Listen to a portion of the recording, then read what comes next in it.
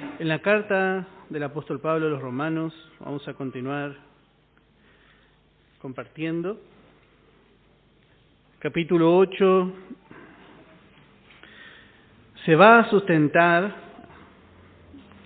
en los capítulos anteriores. Para poder entender este capítulo 8, lo que vamos a tener es que poner por obra los demás capítulos.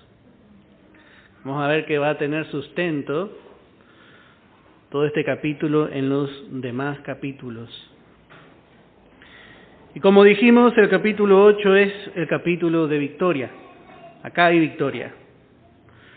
Hay una verdadera victoria porque el creyente anda en espíritu. Anda en el poder del Espíritu Santo. Anda en el poder de la vida nueva. El creyente tiene tres tesoros dentro de sí. Tiene la vida de Cristo, una vida celestial. Tiene el mensaje de gracia y gloria, a lo que nosotros le llamamos la luz del Evangelio. Y tiene también el Espíritu Santo, si fue lleno con el Espíritu Santo, si no tiene el sello.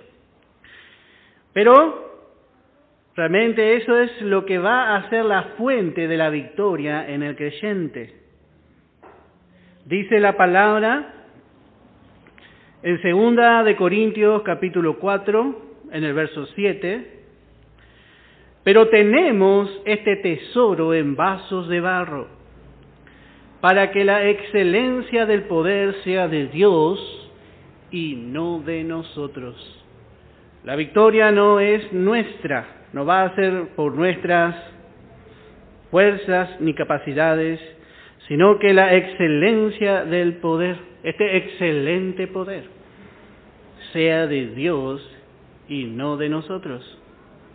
Y esto es la diferencia entre el ministerio de la ley y el ministerio del Espíritu. Porque el ministerio de la ley actuaba fuera del hombre. La ley actuaba fuera de la persona y le ministraba muerte. Pero el ministerio del Espíritu actúa en el creyente. Tiene el tesoro, pone todo el poder, toda la virtud en este vaso de barro, en un vaso de humillación, para que ande en el poder de una vida nueva. Esto es tremendo, hermano, porque no necesita Dios nada del hombre. Él provee para el hombre, totalmente diferente.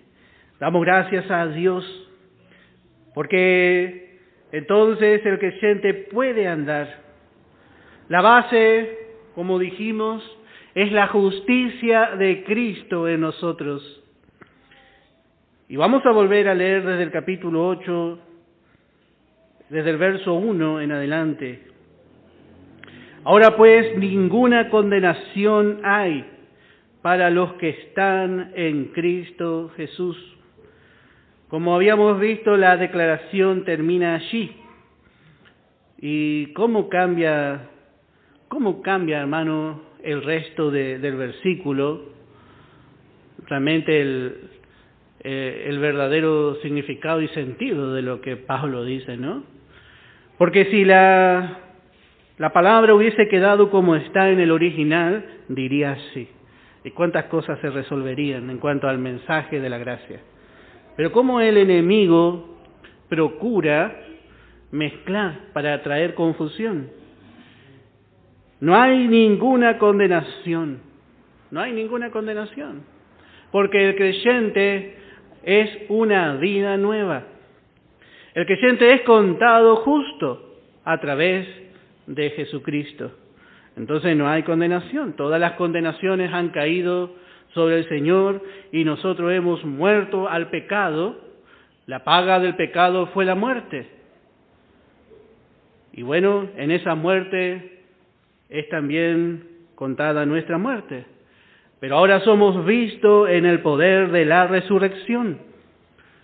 Y esa vida resucitada, como habíamos leído, dice en el capítulo 6 de Romanos, dice en el verso 9, sabiendo que Cristo, habiendo resucitado de los muertos, ya no muere. La muerte no se enseñoreará más de él.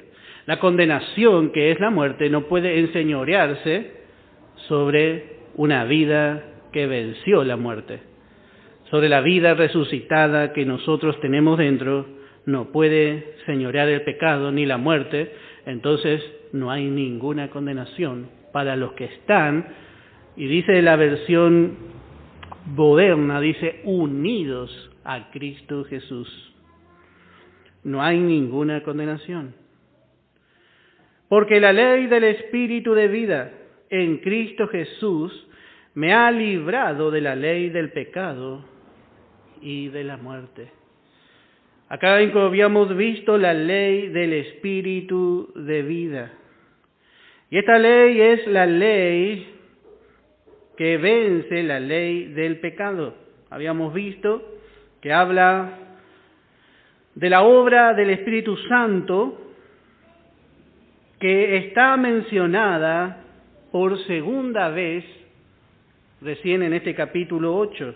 En todo el libro, hasta ahora hemos visto la justificación, hemos visto las dos creaciones, hemos visto la lucha entre las dos creaciones, pero por segunda vez recién vemos la obra del Espíritu Santo. La primera obra que nosotros encontramos está en el capítulo 5. Pero la obra más grande la encontramos en este capítulo 8, porque nos libra de la ley del pecado. Cuando nosotros hablamos mucho de la guerra de las dos creaciones.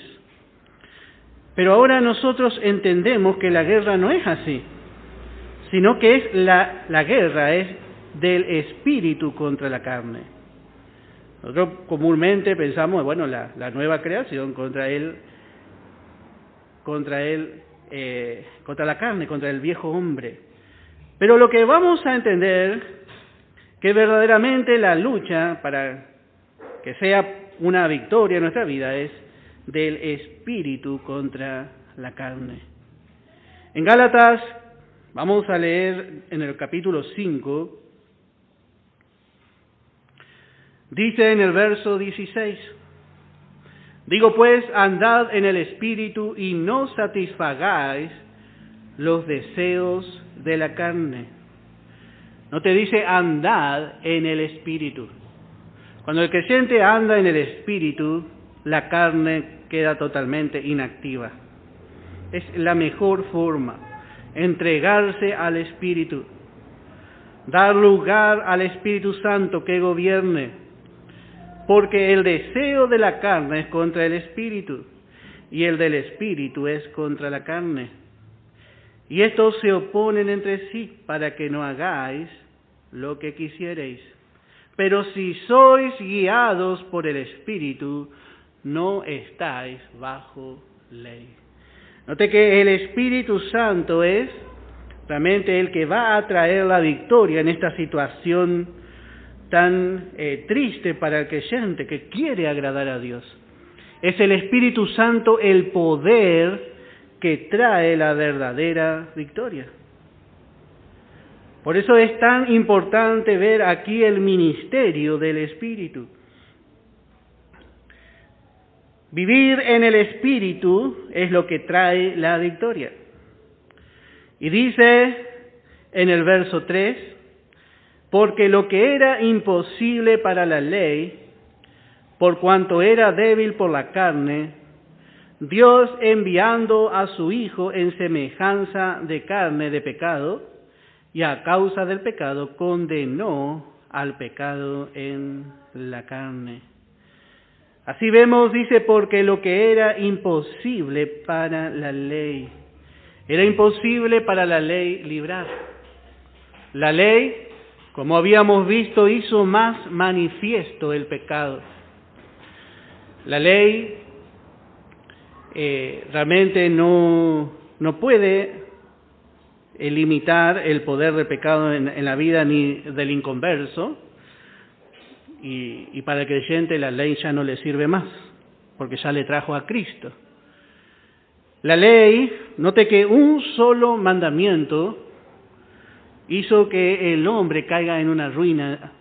Toda la descendencia del hombre, por no cumplir un solo mandamiento en Edén, dejó a toda su descendencia bajo ruina. Entonces, al dar 10 mandamientos, ese hombre que quedó en ruina quedó 10 veces más bajo ruina. Entonces la ley, si el hombre era un poco pecador, hizo que el pecado abundase, y donde abundó el pecado, sobreabundó la gracia. El deseo de Dios en sí, en todo esto, es que el hombre pueda alcanzar esa gracia. Por eso vemos que la ley fue débil. La ley fue débil. La ley fue débil por nuestra humana debilidad. Porque en nosotros no hay una capacidad en nuestra naturaleza antigua de cumplir la ley. Dice en 1 Corintios capítulo 15, podemos leer verso 55 y verso 56. ¿Dónde está, oh muerte, tu aguijón? ¿Dónde, oh sepulcro, tu victoria? Ya que el aguijón de la muerte es el pecado, y el poder del pecado la ley. Note que el poder del pecado es la ley. Parece algo imposible, porque la ley es buena, es santa y es justa. Pero en relación al pecado es lo que le da fuerza al pecado en el hombre. El hombre, al conocer la ley, lo único que hace es despertarse a pecar. La ley no refrena el pecado en el hombre, no lo puede frenar. El poder, dice, el aguijón de la muerte es el pecado. Así sabemos que por el pecado vino la muerte, pero por la ley el pecado se manifestó más. Entonces la ley fue débil en ese sentido. Entonces, dice, porque lo que era imposible, note la palabra que utiliza acá, es imposible para la ley. Nosotros no queremos usar la ley. La ley, como hemos visto, trató con el pueblo de Israel hasta la cruz.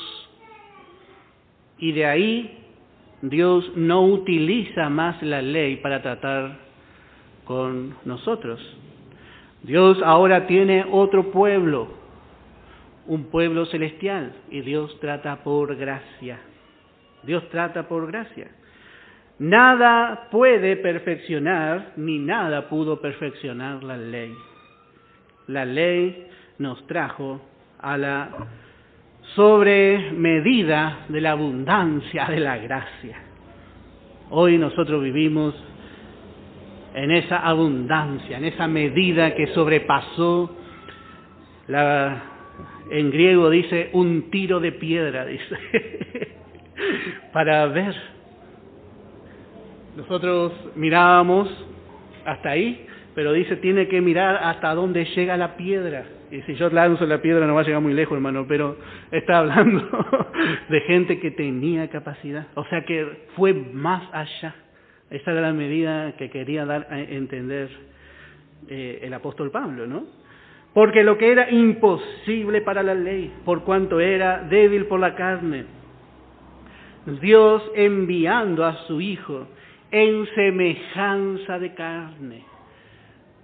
¡Qué tremendo!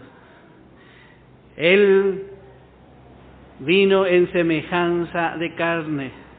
¿Y dónde vemos el ejemplo? Bueno, Esaú había nacido primero que Jacob y tenía sobre él el derecho de primogenitura. Pero Esaú desechó la primogenitura. Sin embargo, Rebeca realmente le enseñó a Jacob cómo tenía que hacer para poder tomar el derecho que su hermano mismo le había vendido. Entonces fue Jacob y se puso una piel de un animal y se presentó delante de su padre en semejanza de Esaú. Tomó la semejanza nomás de Esaú.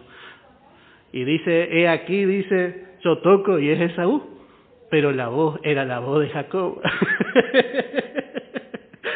Y allí le bendijo, y así hizo el Señor. Vino en semejanza de carne de pecado. Vino en semejanza de carne de pecado, pero él no era pecador. Él era sin pecado. Él cumplió la ley, pero vino así como Esaú. Y lo único que pudo hacer Isaac fue bendecirle. Así hizo el Señor, para que podamos entender mejor. Y dice, y a causa del pecado, luego esa es la segunda parte, condenó al pecado en la carne, en su cuerpo de carne. Condenó el pecado en su cuerpo de carne. ¿Para qué? Bueno, este verso siempre me hace recordar al hermano Eliseo, siempre repite este. Para que la justicia de la ley se cumpliese, dice, en nosotros. ¡Qué bárbaro! ¿Por qué esa justicia se cumple en nosotros? Porque hemos participado de su misma naturaleza. Entonces esa justicia no debe ni debe ser reconocida por el creyente para ser cumplida, sino que cada creyente ha cumplido la ley en Cristo. Usted no necesita la ley, ni yo necesito la ley, porque la ley es buena, es justa, pero si se usa legítimamente, creo que habíamos visto eso, si se usa en su lugar. La ley es para que el hombre reconozca que es pecador y venga a los pies de la gracia. Y en este caso, cada uno de los que estamos aquí, bueno, la ley ha hecho su efecto en nuestra vida. Hemos reconocido que somos pecadores. Y hemos venido a los pies del Señor. Y le hemos dicho, Señor, tú eres mi Salvador. Yo reconozco que no puedo salvarme a mí mismo. Pero yo reconozco que tú me salvaste en la cruz. Y yo te pido perdón, Señor. Lava mis pecados con tu sangre. Y en ese momento la ley ya, para mí y para usted, ya salió de escena, si pudiésemos decir que es la ley. Yo hablo de la norma, la ley fue en realidad para Israel. Pero toda ley, toda norma, lo único que hizo es golpear nuestra conciencia a través del poder del Espíritu Santo para que nos dé convicción de que somos pecadores, lo que se dice convicción de pecado. Pero hoy nosotros somos justos por tener la misma naturaleza de Cristo. Y eso habíamos visto, podemos leer en 1 Corintios capítulo 1, verso 30. Mas por Él estáis vosotros en Cristo Jesús, el cual nos ha sido hecho por Dios sabiduría, justificación, santificación y redención, para que, como está escrito, el que se gloría, gloríese en el Señor. Ninguno va a poder gloriarse en lo que hace, en sus obras. Ahí el hermano, cuando no tiene enseñanza, se gloria y dice, viajé a tal lugar, y bueno, estas mis manos tocaron al enfermo y se sanó, o hice así, hice asá. El creyente aprende a gloriarse porque sabe que nada de lo bueno que hay en él o habita en él es de él. Entonces se gloria en el Señor. Qué tremendo, hermano, ¿no? El creyente de la gracia, bien informado, se da cuenta que no yo, dice Pablo, sino la gracia de Dios damos gracias por su gracia. Por su gracia, no perdemos de vista. Porque la justicia de la ley se cumplió en nosotros a través de esa vida que cumplió la ley. En Salmo 40 dice en el verso 6, sacrificio y ofrenda no te agrada, has abierto mis oídos, holocausto y expiación no has demandado. Todo esto era según la ley. Sí, la ley enseñó a hacer expiación por el pecado. Y esto era sobre el holocausto continuo. Entonces, todo eso era sombra y Dios aceptó por un tiempo mirando a Cristo, mirando que representaba a su Hijo. Él tenía la foto de su Hijo y decía, muy linda foto. Y acepto porque aquí veo a mi Hijo y realmente me saca una sonrisa. Pero hasta que vino el verso 7, entonces dije, he aquí vengo. Otra versión dice, he aquí vengo yo. En el rollo del libro está escrito de mí. El hacer tu voluntad, Dios mío, me ha agradado. Y así es la vida de Cristo en nosotros. El hacer su voluntad le agrada. Ella está capacitada y vive para hacer la voluntad de Dios. Y dice el verso, el siguiente párrafo, dice, y tu ley está en medio de mi corazón. Muy diferente a lo que dijimos con el hombre. La ley actuaba afuera del hombre. Pero en Cristo, la ley estaba cumplida en Él y estaba en su corazón, actuando en su interior por la naturaleza celestial y divina. Entonces, esa misma naturaleza es plantada en nosotros. Tenemos la capacidad de agradar a Dios por medio de esa vida. Esa vida no puede mentir, esa vida no puede hacer el mal, solo busca agradar a Dios. Por eso la ley se ha cumplido en usted y en mí. Ya se cumplió.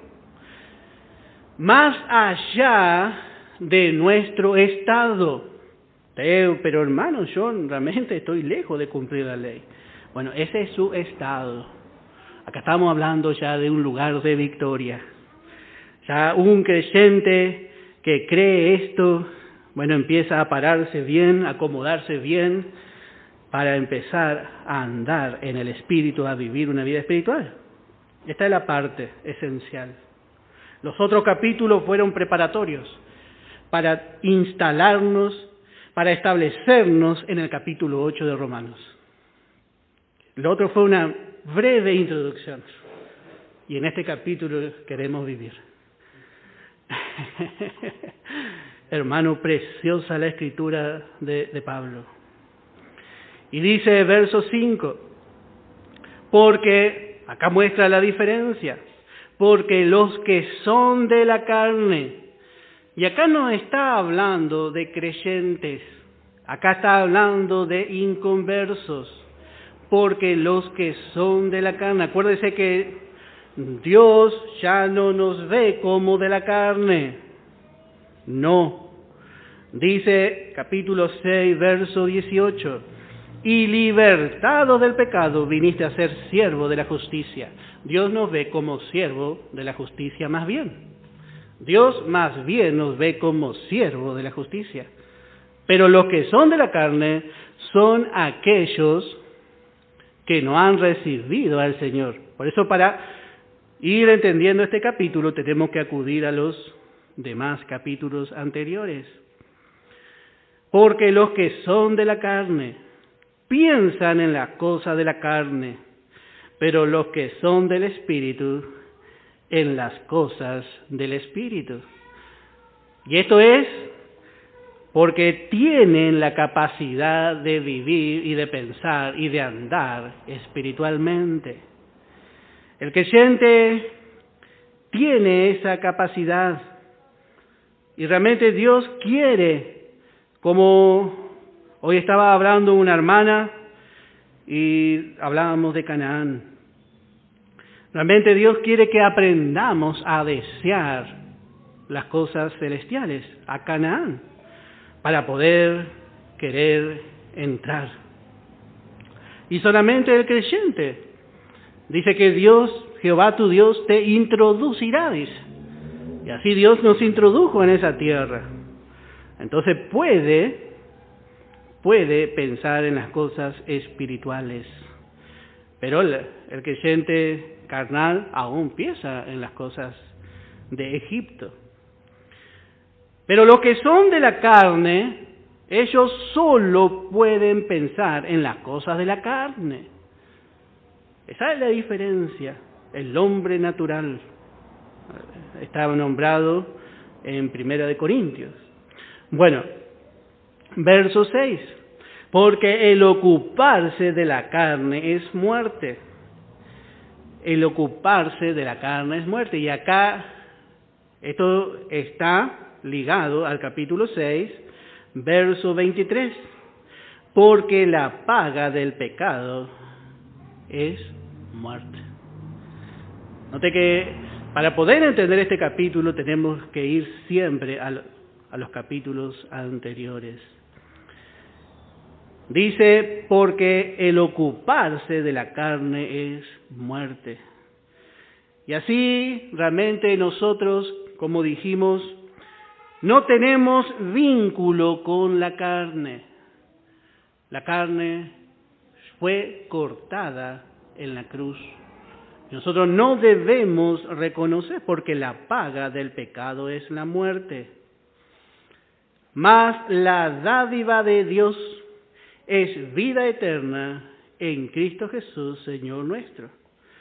El hombre que se ocupa de su carne y no se ocupa de su alma, realmente de buscar de Dios y de recibirle a su Hijo, bueno, va a ir a la muerte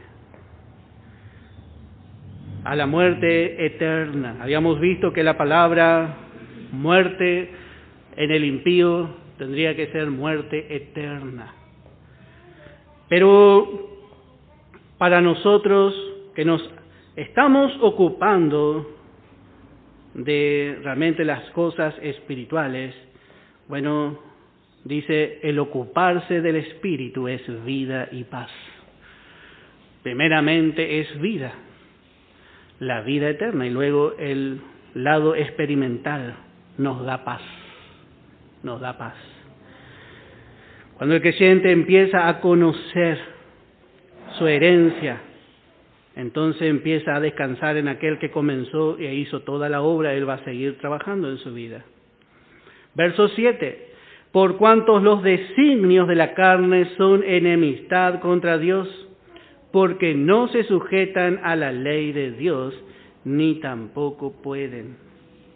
La carne, el hombre natural en su estado natural, no puede sujetarse a Dios. Dios utiliza muchas veces al hombre natural. Dios utiliza muchas veces al hombre natural, así como Dios utilizó a Ciro o a Nabucodonosor. Dios utiliza a los hombres, a los reyes. Dice que el corazón del rey está en la mano de Jehová, y para lo que él quiere lo inclina. Pero el hombre no sabe, es como una bestia, ni se da cuenta, aunque encontramos que Ciro se dio cuenta. Ahí hay algo muy precioso. Pero realmente el hombre natural no puede, por su naturaleza, por sí mismo, pensar en agradar a Dios. Los religiosos, el hombre moral, trata de hacer cosas buenas, pero nada de lo bueno que hace es bueno para Dios, porque se está manifestando su justicia propia. Cuando el hombre hace algo en su esfuerzo, algo bueno, usted va a notar que cuando la persona hace algo bueno, se gloría, y eso es lo que Dios no quiere. Que se gloríe. El que se gloría se tiene que gloriar en el Señor, porque si no, no es aprobado. Y el hombre natural, aún lo bueno que hace es pecado, porque termina siendo para alabarse a sí mismo. Es como diciendo, yo sin Cristo hago buenas cosas y soy mejor. Muchas veces dice que los que van a la iglesia, que no, ellos no ayudan a los enfermos, no hacen así, sacan su larga lista de justicia propia. Pero el creyente descansa en la justicia de otro, en la justicia de Cristo. Totalmente diferente. Esto es, hermano, la gracia. Y dice, verso 8 otra vez, dice, y los que viven según la carne no pueden agradar a Dios. Bueno, hay un motivo también principal. Vamos a ver en Hebreos, dice, capítulo 11, en el verso 6. Pero sin fe es imposible agradar a Dios. Todo lo que es de fe agrada a Dios. El hombre en su estado natural carece de fe.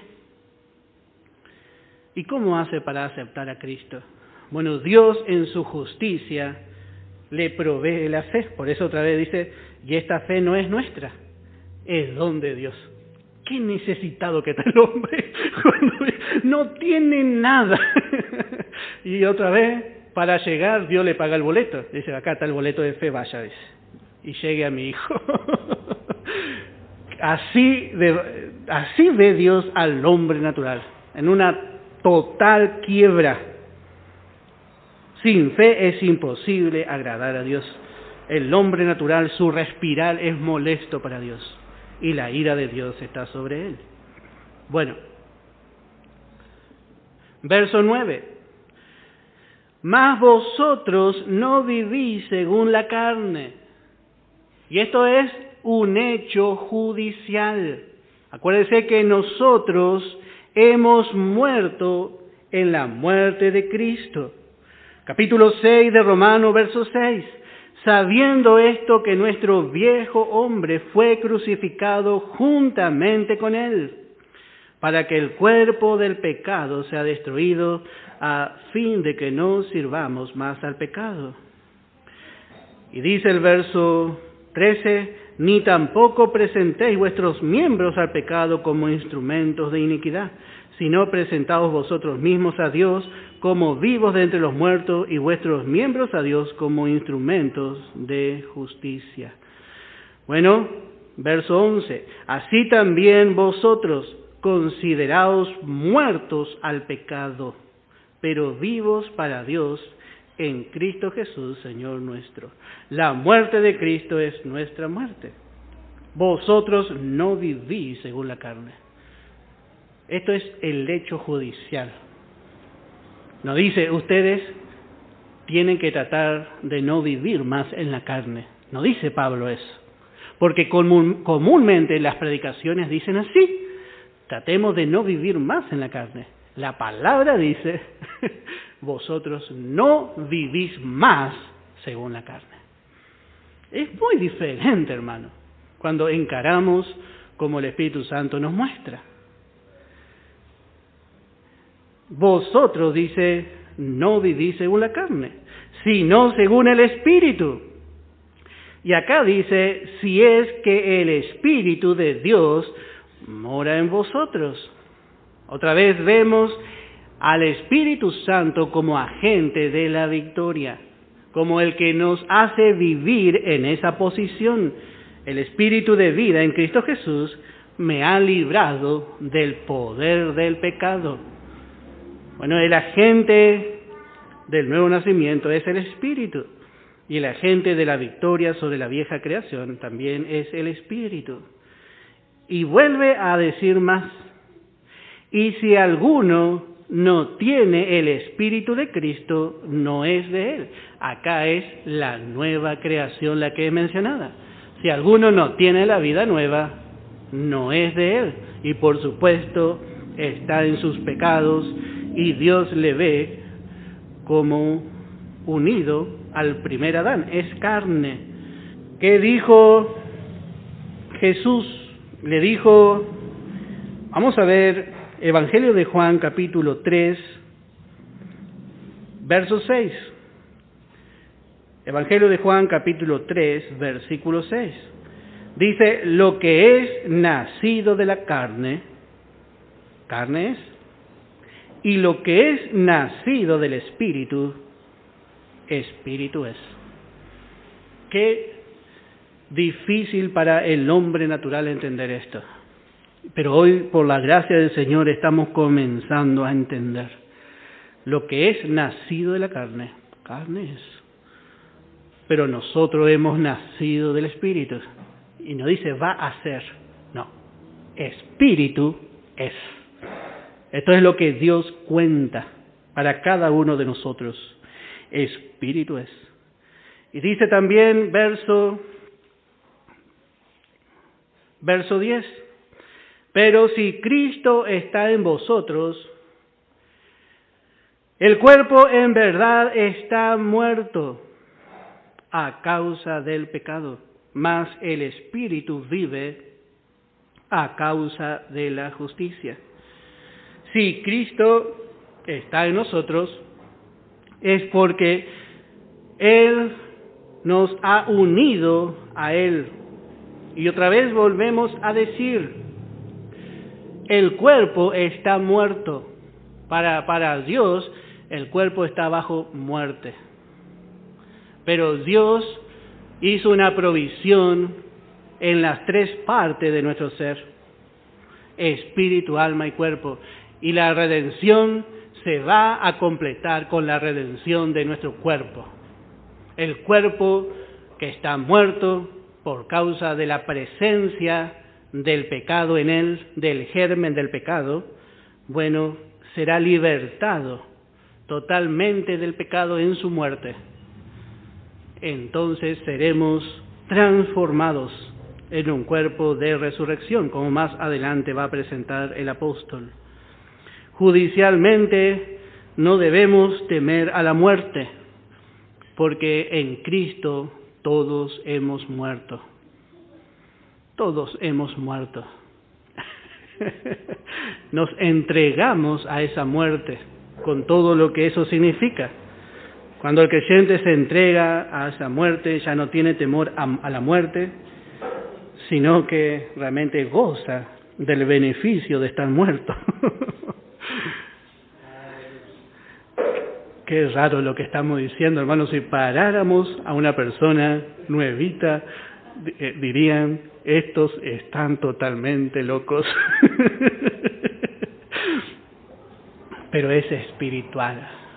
Cuando el Señor nos muestra, hermano, qué bárbaro. Que en el Evangelio todo es por fe. Dice, pero si Cristo está en vosotros, el cuerpo en verdad está muerto a causa del pecado, mas el Espíritu vive a causa de la justicia. Y note que aquí la palabra espíritu está con E minúscula. Porque acuérdese que en Romanos vimos que el hombre es cuerpo, alma y espíritu. Y el espíritu, por causa del pecado, salió de la comunión con Dios, del ámbito en donde Dios podía relacionarse con el espíritu. El hombre en su espíritu, el hombre natural, el hombre sin Cristo, en su espíritu está muerto. Está muerto. Y Dios no... ¿Qué charla podemos tener con un muerto? No puede charlar, porque no le va a responder. El hombre no puede relacionarse con un Dios vivo, porque está muerto. Pero al aceptar a Jesús, el espíritu del hombre se liga a la nueva creación. Y ese espíritu es contado como la nueva vida. Y está vivo por causa de que Dios ve en él justicia. Por causa de la justicia, porque por causa de su pecado el espíritu murió. Pero ahora entra en una nueva posición justa, entonces Dios le ve vivo. El espíritu del hombre vive a causa de la justicia de Cristo que está en él. Verso 11. Y si el espíritu de aquel que levantó de los muertos a Jesús mora en vosotros, note que aquí ahora la palabra espíritu es con mayúscula. Y es fácilmente reconocer de quién está hablando aquí otra vez. Si el espíritu de aquel que levantó de los muertos, a Jesús mora en vosotros. ¿Quién levantó a Jesús de entre los muertos? Dice que Él fue levantado por el poder de Dios. Vamos a ver en Filipenses capítulo 3, dice en el verso 21, el cual transformará el cuerpo de la humillación nuestra, para que sea semejante al cuerpo de la gloria suya, por el poder con el cual puede también sujetar a sí mismo todas las cosas. Bueno, el Señor va a hacernos participar de su misma resurrección, cuando nosotros seamos levantados para ir con Él. Y dice, para que nuestro cuerpo sea semejante al cuerpo de la gloria suya, por el poder, dice, con el cual puede también sujetar a sí mismo todas las cosas. Este es el poder del Espíritu Santo. Cristo cuando descendió a las partes más bajas de la tierra, cuando descendió al Seol alto, Él descendió allí porque había pecado sobre su cuerpo, pero no en Él. Y en obediencia a su Padre, Él aceptó ese lugar. Y Él dijo, yo tengo poder para dar mi vida y tengo poder para volverla a tomar. Pero Él no usó de ese poder para salir de ese lugar, sino que esperó. La obediencia de Cristo llegó hasta tal punto, Él no se desesperó en ese lugar, sino que fue y anunció a aquellos que habían muerto antes la plena y la consumación de la redención. Y Él esperó, hasta que el Padre le dio la orden al Espíritu Santo para que le resucite. Y Satanás, con una barrera de demonios, trataba de impedir esa resurrección. Pero el Espíritu Santo le resucitó con poder, para nunca más, ni Él, ni aquellos que están unidos a Él, caer en mano de la muerte. El Espíritu Santo le resucitó. Y dice, para describir mejor el apóstol Pablo en el capítulo 1 de Efesios, en el verso 19. Efesios capítulo 1, verso 19. Y dice, ¿y cuál la supereminente grandeza de su poder? Esta es la fuerza que utilizó Dios para resucitar a su Hijo. Para la creación, para la reconstrucción, Dios usó su poder.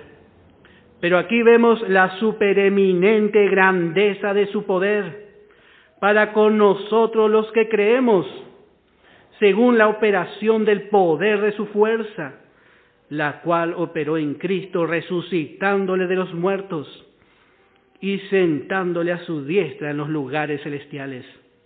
Esto es lo que sucedió. El Espíritu Santo le sacó, le tomó y le arrancó de las manos de la muerte. Él podría, hermano, haber salido, pero Él se humilló.